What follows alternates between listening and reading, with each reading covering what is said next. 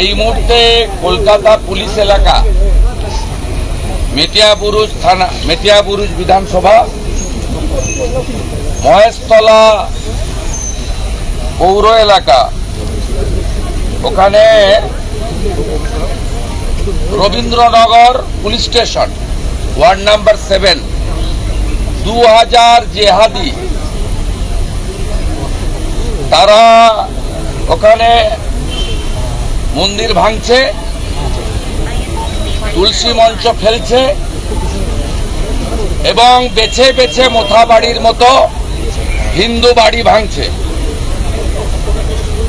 আমি CP Kolkata police, স্বরাষ্ট্র সচিব এবং মুখ্য সচিবকে বলবো অবিলম্বে, সামলাতে তো পারবেন না কারণ ডায়মন্ড হারবার মডেল চলে ওখানে।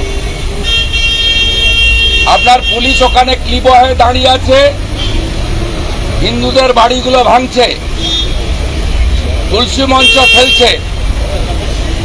আপনারা নিজেরা দেখুন কিভাবে মেরেছে।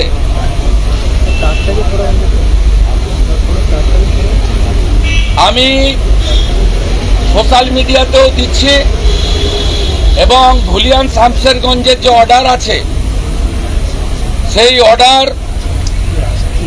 30শে জুলাই পর্যন্ত রাজ্যে প্যারামিলিটারি ফোর্স এই ধরনের অশান্তিতে নামাতে পারে অর্ডার আছে।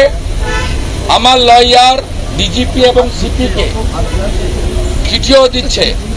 আপনারা মিডিয়ার লোকেরা ওখানে ঢুকতে পাচ্ছেন না, জিহাদিরা আপনাদের ঢুকতে দিচ্ছে না।